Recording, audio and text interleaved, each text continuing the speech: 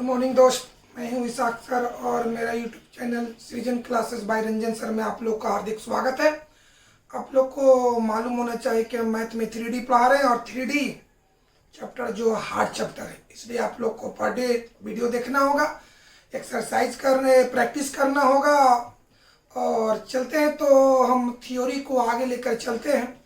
तो अगले थ्योरी को पढ़ने के लिए हम पिछले बात को थोड़ा सा रिपीटेशन करेंगे। आइए, क्या है बाबू, देखा जाए दोस्त।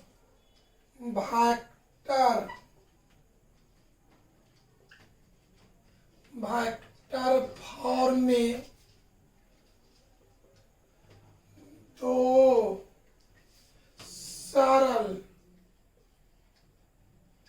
दो सरल रेखाओं का समीकरण। एक चीज हम आपको पहले बता चुके होंगे कि वेक्टर फॉर्म में दो सरल रेखाओं का समीकरण कैसे लिखा जाता है। ये सारा चीज हम याद करा दिए। अब यहीं पर और याद करें कि वेक्टर फॉर्म में दो सरल रेखा का इक्वेशन, दो सरल रेखा का समीकरण दो रूपों में लिखा जाता है। पहला, जब रेखाएं समानांतर हो, दूसरा जब रेखाएं असमानांतर हो। तो चलिए एक बार और समझा जाए। वेक्टर फॉर्म में दो सरल रेखा का इक्वेशन दो रूपों में लिखा जाता है। पहला, जब रेखाएं समानांतर हो तो उसका इक्वेशन क्या होता है, जब रेखाएं असमानांतर हो तो उसका इक्वेशन क्या होता है। तो याद करो, अगर दोनों समीकरण में अचर का गुणांक एक ही हो, यानी लेम्डा और म्यू का गुणांक एक ही हो, तब वो समझना है कि समानांतर रेखाओं का इक्वेशन है। अगर दोनों इक्वेशन में अचर का गुणांक भिन्न भिन्न हो, तब समझना है कि वो असमानांतर रेखाओं का इक्वेशन है। यहाँ इक्वेशन किस रूप में चर्चा है? वेक्टर फॉर्म में। वेक्टर फॉर्म में किसका इक्वेशन? दो सरल रेखाओं का इक्वेशन। कितने कंडीशन में? दो कंडीशन में, एक समानांतर है एक असमानांतर, जो पीछे आपको सब याद करा चुके हैं। अब आइए तो देखा जाए बाबू। पहला, असमानांतर। असमानांतर के लिए चलिए, इसका मतलब क्या हो गया कि अगर दो रेखाएं असमानांतर के रूप में हो, तब उसका वेक्टर फॉर्म में इक्वेशन क्या होगा। तो हम आपको बताए होंगे कि यदि रेखाएं असमानांतर हो तब उसका इक्वेशन वेक्टर फॉर्म में क्या होगा। तो क्या लिखे? आइए बाबू, पहला रेखा का इक्वेशन लिख रहे हैं। यहाँ पर क्या रेखा? दो रेखा है। कौन सी दो रेखा? जो असमानांतर है। तो पहला रेखा का इक्वेशन वेक्टर आर बराबर vector A1 plus lambda into vector B1। ये आपका हो गया L1 का, माने पहला रेखा का इक्वेशन। अब दूसरा लिखते हैं वेक्टर R बराबर vector A2 mu into vector B2। ये जाकर आपका हो गया L2 का, मतलब दूसरा रेखा का इक्वेशन। अगर आपसे कोई पूछे कि दो असमानांतर सरल रेखाओं का इक्वेशन वेक्टर फॉर्म में बताएं, दो असमानांतर सरल रेखाओं का इक्वेशन वेक्टर फॉर्म में इस प्रकार है। पहला, वेक्टर R बराबर vector A1 plus lambda into vector B1। दूसरा, वेक्टर R बराबर vector A2 plus mu into vector B2। कोई दिक्कत है? अगर आपसे कोई पूछे कि अगर रेखाएं असमानांतर हो तब उन रेखाओं का इक्वेशन वेक्टर फॉर्म में क्या होता है, तो आंसर क्या होना चाहिए? वेक्टर R बराबर vector A1 plus lambda into vector B1 और वेक्टर R बराबर vector A2 plus mu into vector B2। कोई दिक्कत है? यदि रेखाएं असमानांतर हो तो वेक्टर फॉर्म में उसका समीकरण, तो पहला क्या होना चाहिए? वेक्टर R बराबर vector A1 plus lambda into vector b1। ये आपका पहला रेखा का इक्वेशन हुआ। दूसरा रेखा का क्या हो गया, वेक्टर r बराबर vector a2 plus mu into vector b2। अब आइए, अगर समानांतर के लिए कहे तो कुछ नहीं करना है, यहाँ पर लेमडा का गुणन वेक्टर b1 है यहाँ पर, तो समानांतर में दोनों सेम होने चाहिए। अगर समानांतर के लिए तो इसको हटा देना। देखिए तो लेमडा का गुणांक वेक्टर बी, म्यू का गुणांक वेक्टर बी। अगर असमानांतर रहे तो यहाँ 1 यहाँ 2, अगर समानांतर रहे तो यहाँ भी वेक्टर बी और यहाँ भी वेक्टर बी। समझ में आया? तो आइए बाबू, क्या लिखेंगे, समांतर के लिए। चलिए बाबू, तो समांतर के लिए क्या हो गया, वेक्टर आर बराबर vector a1 plus lambda into vector B. ये फर्स्ट लाइन का मान L1 का इक्वेशन हुआ। चलिए वेक्टर आर बराबर vector a2 mu into vector B, ये हो गया सेकंड। याद होना चाहिए बाबू, हाँ याद किया जाए ये सब। अगर रेखाएं असमानांतर हो तब उन रेखाओं का इक्वेशन वेक्टर फॉर्म में इस प्रकार होता है।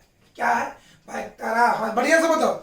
अगर रेखाएं असमानांतर हो तब उन रेखाओं का इक्वेशन वेक्टर फॉर्म में इस प्रकार होता है। क्या बताएंगे, वेक्टर आर बराबर vector a1 plus lambda into vector b1 और वेक्टर आर बराबर vector a2 plus mu into vector b2। दूसरा पॉइंट समझिए, अगर रेखाएं समानांतर हो तब उन रेखाओं का इक्वेशन वेक्टर फॉर्म में क्या होगा। पहला बताइए, वेक्टर आर बराबर vector a1 plus lambda into vector b। दूसरा वेक्टर आर बराबर vector a2 plus mu into vector B. ये हम आपको पहले बता चुके हैं। अब चलिए मेरे भाई, अगर रेखाएं समानांतर हो तो देखिए समानांतर का ही तरीका है, यही ना है, समझो बढ़िया से। अगर दोनों समीकरण में अचर का गुणांक एक ही हो, बढ़िया से समझ, अगर दोनों समीकरण में अचर का गुणांक एक ही हो तब उस गुणांक को वेक्टर बी माना जाता है। फिर समझ, अगर दोनों समीकरण में अचर का गुणांक एक ही हो, दोनों समीकरण में अचर का गुणांक एक ही हो तब उस गुणांक को वेक्टर बी माना जाता है। पहला समीकरण में अचर के आगे जो रहता है, पहला समीकरण में अचर के जो आगे रहता है वेक्टर a1 माना जाता है, जबकि दूसरा समीकरण में अचर के जो आगे होता है उसको वेक्टर a2 माना जाता है। चलिए आइए समझा जाए, समानांतर के लिए कैसे आप निकालेंगे vector a1 vector a2 vector B. यदि बढ़िया से समझो, यदि रेखाएं समानांतर हो और उसका इक्वेशन वेक्टर फॉर्म में दिया हुआ हो तब आप कैसे इक्वेशन की सहायता से वेक्टर a1 वेक्टर a2 और वेक्टर b निकालेंगे। तो समझिए बढ़िया से, अगर इक्वेशन में अचर का गुणांक एक ही हो, अगर इक्वेशन में अचर का गुणांक एक ही हो तब उस गुणांक को वेक्टर बी माना जाता है। और पहला समीकरण में अचर के जो आगे होता है उसे वेक्टर a1 माना जाता है, जबकि दूसरा समीकरण में अचर के जो आगे होता है उसे वेक्टर a2 माना जाता है। बढ़िया से याद करो, अगर रेखाएं समानांतर हो तब, अगर रेखाएं समानांतर हो तब उन रेखाओं का समीकरण वेक्टर फॉर्म में होता है।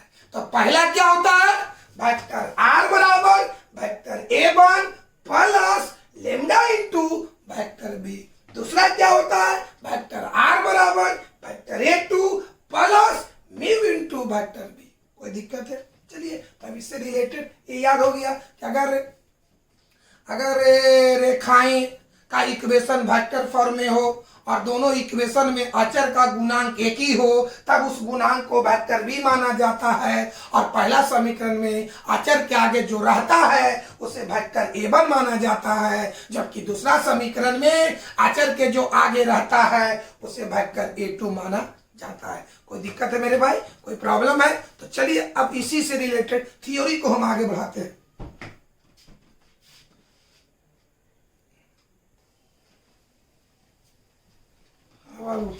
समझिए, कहता कि यदि दो सरल रेखाओं का इक्वेशन वेक्टर फॉर्म में हो और वे रेखाएं समानांतर हो। कहता कोची कि यदि रेखा समानांतर हो और उसका इक्वेशन वेक्टर फॉर्म में दिया हुआ, यदि रेखाएं समानांतर हो, पैरेलल हो और उसका इक्वेशन वेक्टर फॉर्म में दिया हुआ हो, तब रेखाओं के बीच न्यूनतम दूरी कैसे निकाला जाता है, ज्ञात करने का तरीका क्या है, प्रोसेस क्या है, फार्मूला क्या है। तो बताओ यहां पर दोनों रेखा क्या होगा, समानांतर होगा। आइए बाबू,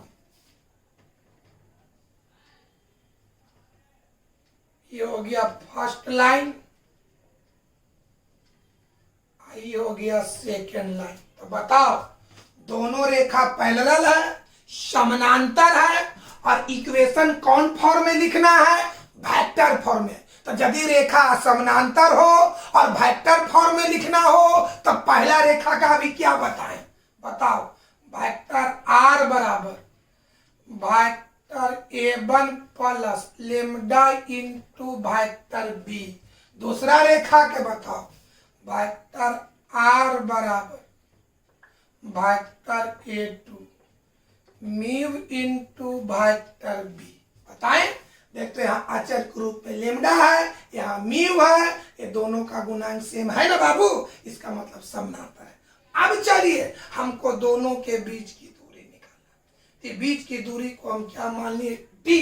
तो आइए क्या बाबू, यदि रेखाएं समानांतर हो और उसका इक्वेशन वेक्टर फॉर्म में हो, तो बताओ यदि रेखाएं समानांतर हो और उसका इक्वेशन वेक्टर फॉर्म में लिखना हो तो पहला रेखा का क्या लिखेंगे, वेक्टर आर बराबर vector A one plus lambda into vector B. दूसरा रेखा का क्या लिखाएंगे, वेक्टर आर बराबर vector A two plus mu into vector B.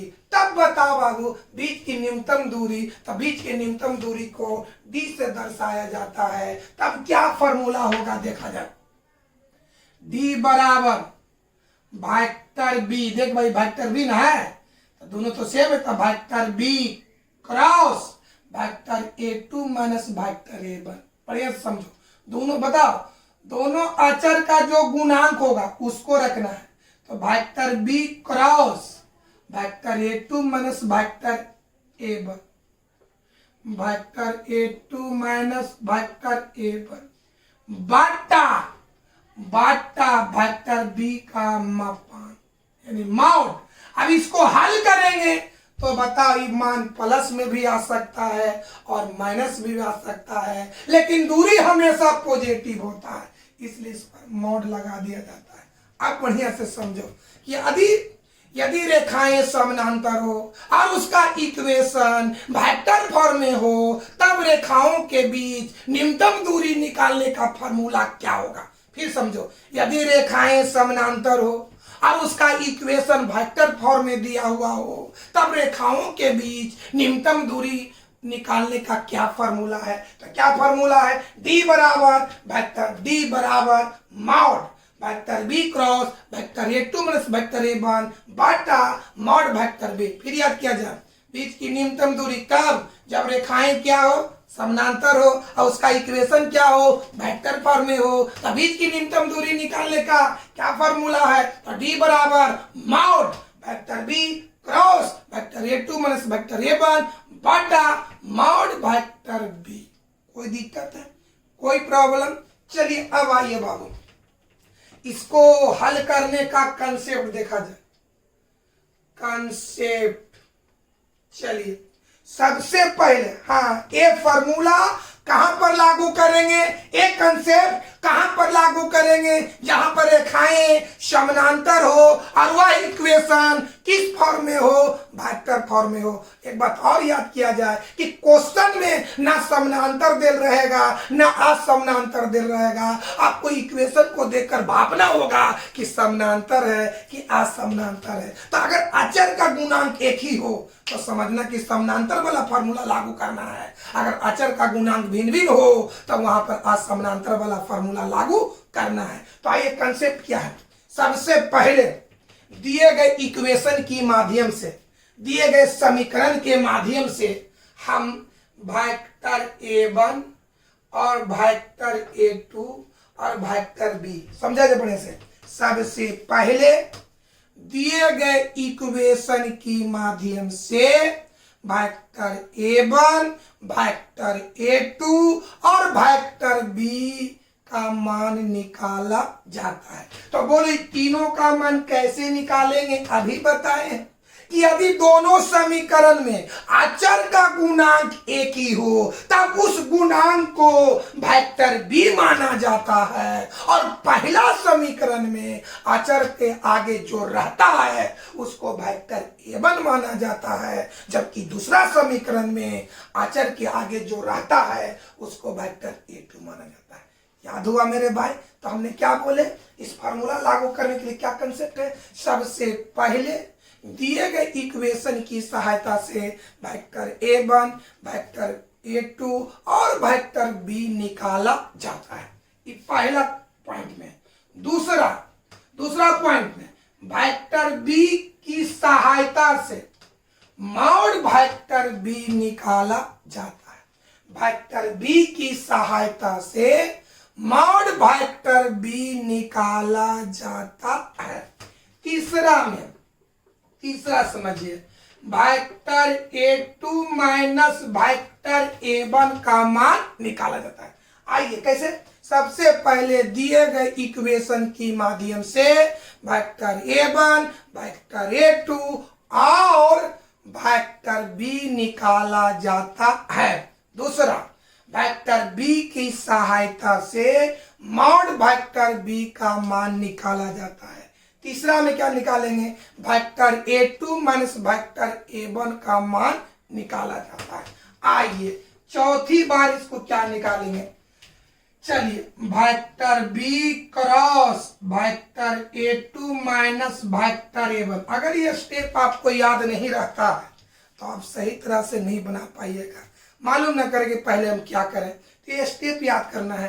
पहले आपको क्या निकालना है, सबसे पहले दिए गए इक्वेशन की माध्यम से वेक्टर A1, वेक्टर A2 और वेक्टर B का मान निकाला जाता है। उसके बाद वेक्टर B की सहायता से मॉड वेक्टर B का मान निकाला जाता है। फिर उसके बाद vector A2 minus vector A1 का मान निकाला जाता है। फिर अंत में किसका मान निकालोगे बताओ बाबू, vector B cross vector A2 minus vector A1 का मान निकाला जाता है। जब ये चारों का मान निकलेगा तो अंतिम में नीचे फार्मूला लागू करेंगे। कौन सी फार्मूला, D बराबर mod vector B cross vector A2 minus vector A1 बटा मॉड वेक्टर B। याद हुआ। एक बार और कंसेप्ट याद किया जाए।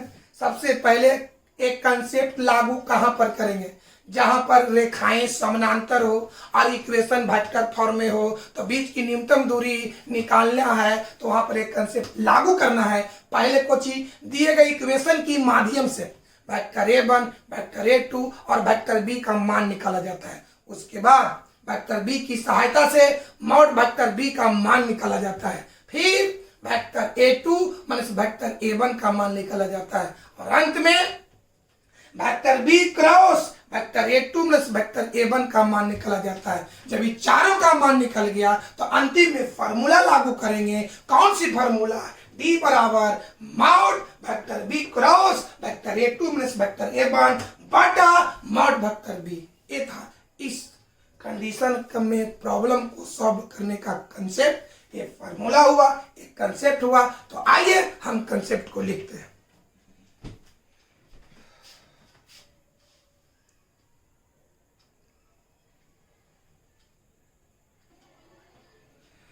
दोस्त जो अभी हम आपको याद करवाए हैं, देखिए उसी चीज़ को बोर्ड पर हम लिखे हैं। अगर ये कंसेप्ट आपको याद नहीं रहता तो आप बढ़िया से प्रॉब्लम नहीं बना पाइएगा। आपको पता नहीं लगेगा कि हम पहले क्या चीज़ निकालें हैं, किसको पहले हल करें। तो एक कंसेप्ट याद होना चाहिए। क्या है कंसेप्ट?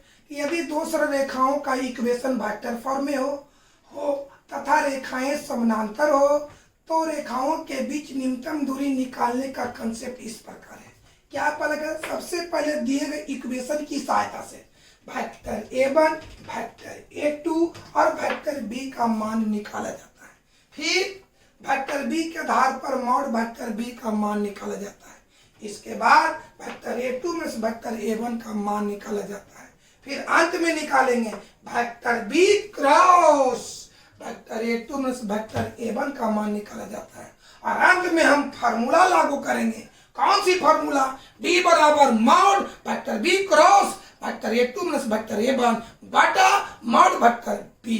ये था। तो आइए हम एग्जाम्पल के माध्यम से, प्रॉब्लम के माध्यम से एक कंसेप्ट को समझाते हैं। तो देखिए एक नजर आप लोग।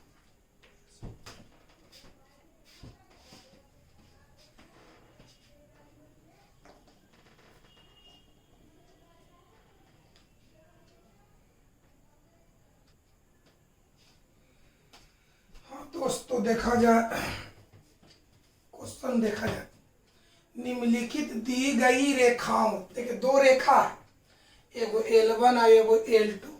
तो L1 का इक्वेशन E है और L2 का इक्वेशन E है। तो के बीच की न्यूनतम दूरी निकालना है। यानी बताओ बाबू, L1 और L2 का इक्वेशन दिया हुआ है।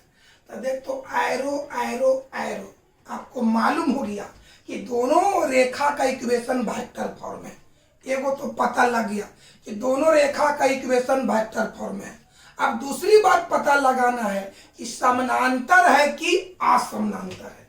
तो बोले यहाँ पर बताओ बाबू, पहला समीकरण में अचर के रूप में लेमडा है, दूसरा समीकरण में अचर के रूप में म्यू है। तो बता, यहाँ पर अचर का गुणांक ई है, यहाँ पर अचर का गुणांक ई है। दोनों देखो लगता हूबहू है। यानी यहाँ पर अचर का गुणांक एक ही है, मतलब समानांतर है। यानी क्या समझ में आया कि रेखा का इक्वेशन वेक्टर फॉर्म में है और वे रेखाएं असमानांतर है। तब बीच की न्यूनतम दूरी निकालने का कंसेप्ट हम आपको बताएं कि सबसे पहले वेक्टर a1, वेक्टर a2 और वेक्टर b निकाला जाता है। तो कैसे निकालेंगे? दोनों समीकरण में अगर अचर का गुणांक एक ही हो तो बता बाबू, लेमडा, देखो पहला समीकरण अचर के रूप में लेमडा है, तो लेमडा का गुणांक ई हुआ, म्यू का गुणांक ई हुआ, दोनों सेम है, यानी वेक्टर बी का मान ई हो जाएगा। कोई दिक्कत है? वेक्टर बी का मान 2 वेक्टर आई प्लस 3 वेक्टर जे प्लस 6 वेक्टर के। अब आइए, पहला समीकरण में अचर के आगे जो रहता है उसको वेक्टर a1 माना जाता है, और जबकि दूसरा समीकरण में अचर के जो आगे रहता है उसे वेक्टर a2 माना जाता है। यानी ई हो गया वेक्टर b, ई हो गया वेक्टर a1, ई हो गया वेक्टर a2। चलिए बनाते हैं दोस्त।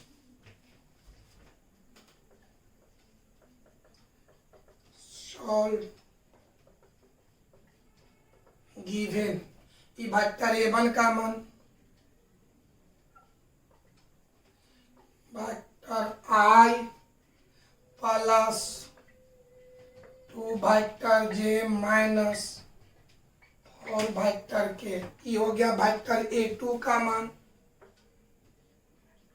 वेक्टर a2 बराबर 3 वेक्टर आई प्लस 3 वेक्टर जे माइनस 5 वेक्टर के, ये हो गया वेक्टर बी का मान। वेक्टर बी क्या होगा? 2 वेक्टर आई प्लस 3 वेक्टर जे प्लस 6 वेक्टर के। कोई दिक्कत है? अब कंसेप्ट याद करो, तीनों का मान निकाल दिए। तो दूसरा पॉइंट क्या था कि वेक्टर बी के आधार पर मॉड वेक्टर बी। आइए इसके आधार पर हम निकालेंगे मॉड वेक्टर बी।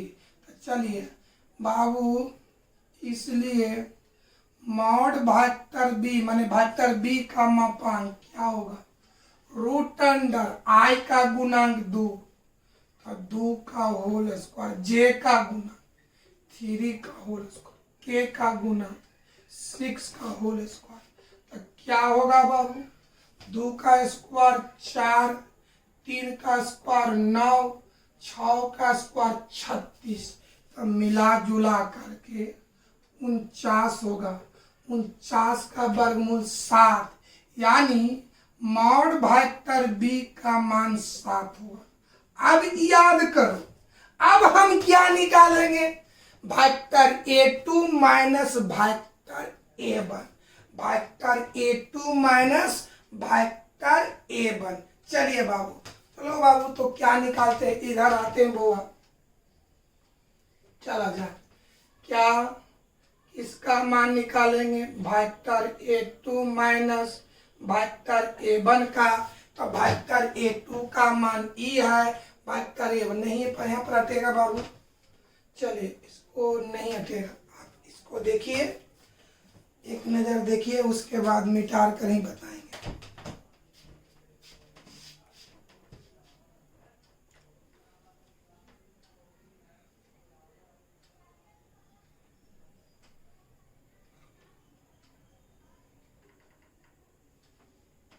चलो छोटू, तब हम किसका मान निकालेंगे बताओ, vector A2 minus vector A1 का मान। तो वेक्टर A2 का मान अभी हम आपको दिखाए थे, आप अपना देखिएगा। वेक्टर A2 का मान होगा 3 vector I plus 3 vector J minus 5 vector K minus, minus के जगह माइनस, वेक्टर A1 का मान vector I plus 2 vector J minus 4 vector K। आइए बाबू, इसको कैलकुलेशन करते हैं। 3 vector I plus 3 vector J minus 5 vector K minus vector I minus plus minus 2 vector J minus minus plus 4 vector K। अब आइए बाबू, I में I से हम किसका मान निकाल रहे थे, vector A2 minus vector A1। चलिए, तो I में I प्लस है माइनस है, तो 3I में एक I घट गया तो 2I। J में J से 3I है, 2I है, 3 में 2 घटा दे प्लस 3J। K में K थी माइनस में प्लस में, तो क्या हो गया, इतना हो गया। अब चलो, यानी हम vector A2 minus vector A1 निकाल दिए। अब याद करो, इसके बाद क्या निकालेंगे, vector B cross vector A2 minus vector A1। आइए बाबू, अगेन चलिए, किसका मान निकालोगे, vector B cross vector A2 minus vector E। चलिए, बराबर। तो क्रॉस निकालने का तरीका, डिटर्मिनेंट पहला लाइन I J K, दूसरा लाइन पहला वेक्टर का गुणांक। तो पहला वेक्टर के रूप में वेक्टर B है, तो वेक्टर B का गुणांक देखिएगा तो 2 3 6 होगा। देखिएगा, वेक्टर B का गुणांक, I का गुणांक 2 होगा, J का गुणांक 3 होगा, K का गुणांक 6 होगा। आइए, 2 3 6। अब आइए दूसरा, तीसरा लाइन, दूसरा वेक्टर का गुणांक। तो यहाँ पर दूसरा वेक्टर वेक्टर A2 में वेक्टर A1 है, तो गुणांक कितना, 2 1 माइनस 1। चलिए, 2 1 माइनस 1। अब इसको कैलकुलेशन करो बुआ, हल किया जाए बुआ। चलिए, हल करते हैं, कैसे बताओ। वेक्टर I बराबर, तो I से रिलेटेड खड़ी पड़ी, यहाँ से पड़ी, यहाँ से खड़ी, क्या होगा, 3 6 1 माइनस 1। ये पॉजिटिव। अब बताओ, तो चिन्ह तो अल्टरनेट होगा, प्लस माइनस, वेक्टर जे। अब चलिए वेक्टर जे से रिलेटेड खड़ी पड़ी तो यहां से पड़ी, यहां से खड़ी। चलो आइए तो क्या बचेगा, 2 2 6 -1, 2 2 6 -1। अब आइए पॉजिटिव नेगेटिव, अबरी में क्या होगा, वेक्टर के यहां से पड़ी, यहां से खड़ी। चलो बाबू 2 3 2 1 चला जाए, क्या इसको कैलकुलेशन कीजिए। वेक्टर आई 3 में -1 से तो -3, 6 में 1 से -6, बोलो। वेक्टर जे 2 में -1 से तो -2, घटाओ 6 में 2 से तो 12, क्या होगा बाबू। चलो वेक्टर के 2 में 1 से 2 3। अब आइए हम किसका मान निकाल रहे, पहले हमको बताओ।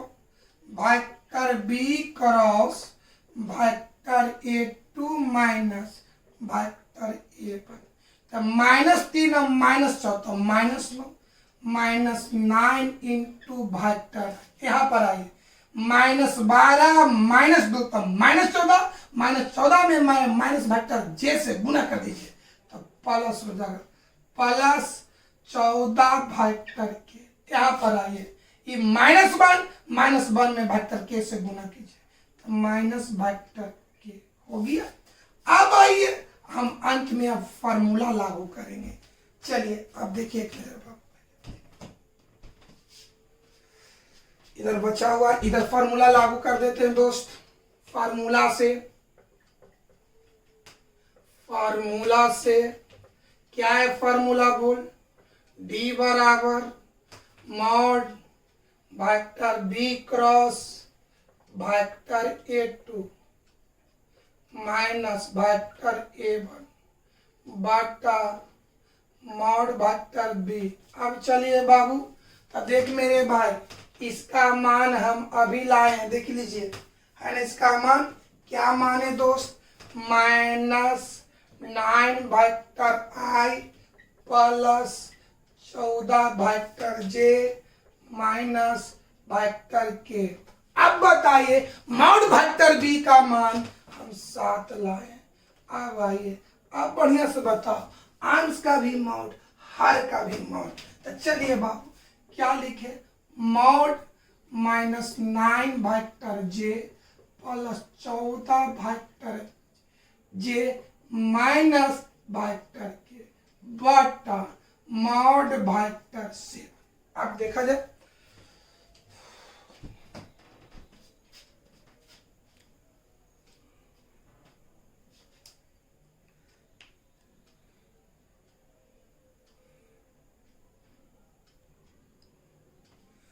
बाबू, अब आइए अंश का मॉड, मॉड माने मापांक, तो मापांक निकालने का तरीका बाबू, रूट अंडर आई का गुणांक, तो आई का गुणांक -9, तो -9 का होल स्क्वायर, जे का गुणांक 14 का होल स्क्वायर, के का गुणांक, तो के का बोलो -1। अब बताओ मॉड 7 का मान क्या है, 7, तो मॉड 7 का मान 7 होगा। अब इसको हल किया जाए, -9 का स्क्वायर बोल, -9 तो 81, 14 का स्क्वायर 196, 1 का स्क्वायर 1 बटा 7, जोड़ो बाबू। चलिए 1 6 7, 7 1 8, 8 की 8। अब चलिए 9 7, 9 और 8 17 के साथ हाथ में 1 1 1 2 बटा, ये हो गया आपका 7। अब इसको इधर से निकाल दिया जाए,